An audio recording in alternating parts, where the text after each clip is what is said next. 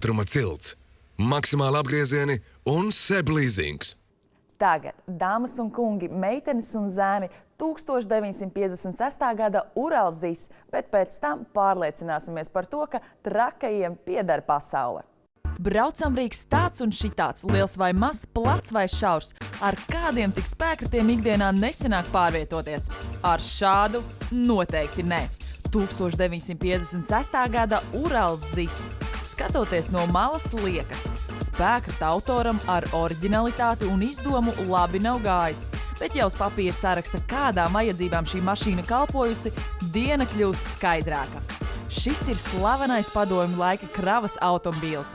Gandrīz Saeimas ciltstēvs, jo ar to sākās nopietnāko padomju autobūve tālajos 30. gados. 30. gadu sākumā izmēģināja dažādus ārzemju auto paraugus un atzina, ka šis autokāra, amerikāņu autokāri, laikam pats piemērotākais padomju Krievijas tā laika apstākļiem, sliktie ceļi, ražošanas iespējas bija visai ierobežotas. Un šis autokārs bija visai vienkāršs automobīlis, klasisks, bet izturīgs, ar vienkāršu 6 cilindru dzinēju. Un izrādījās, ka izvēle bijusi pareiza. Līdz pasaules kara sākumam ražoja tūkstošiem ZIS kravas automašīnu.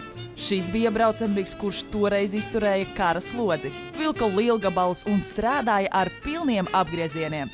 Salīdzinot ar daudziem rietumu paraugiem, kas bija visai sarežģīti un frontes ceļos grūti apkopjami, šis izrādījās piemērots arī augstajā Krievijas ziemā, bija vieglāk tikt ar to galā un tā tālāk. Pēc kara automobils tika turpināts ražot divās rūpnīcās, gan Maskavā ZIS rūpnīcā, gan Uralzis rūpnīcā, kur tika evakuēta ražošana kara laikā. Un, protams, piedzīvoja vairākas modernizācijas pēckara periodā. Jau uz 55. gadu parādās hidrauliskās bremzes šim automobīlim, parādās jauni spāni, tādi ieapaļi, atkal ieapaļi, bet ne tādi paši kā iepriekšējie, kas bija pirms kara. Un šādā izskatā viņi turpina ražot līdz 58. gadam, kad jau tiešām top pavisam jauns automobīls. Šim Uralzis automobīlim būtisku uzlabojumu nav.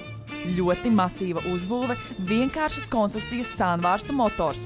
Tikai jauda nedaudz kāpināta, sasniedz 90–95 zirgspēkus. Šis ir īstais padomju laika kravas auto. Diez, kā ar tādu pārvietoties? Vispirms jautāju Gunāram, pēc tam izmēģināju arī es. Nav nekāda vaina šajā automašīnai. Jā, protams, ir smagāki pedaļi, protams, nav nekādi pastiprinātāji un nav sinhronizātori nekur un tā. Bet citādi viņš ir paklausīgs uz lēniem apgriezieniem. Šis auto mierīgi lāčoja cauri dubļainām peļķiem un piesnigušiem ceļiem. Ļoti normāli. Ar pirmo ātrumu tur gandrīz var izkāpt ārā, apskatīties, kur viņš īsti brauc un iekāpt atpakaļ ņurā. Un tā ļoti uzticams bija tas auto. Tik tiešām mierīgi lāčo uz priekšu. Un iedomājieties, kādreiz ar šādām kravas automašīnām brauca pakaļ meitenēm, lai vēstu uz ballēm.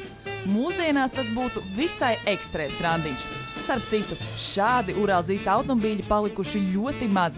Viens no tiem aplūkojams Rīgā, motorizētākajā mājā, Rīgas motormuzejā.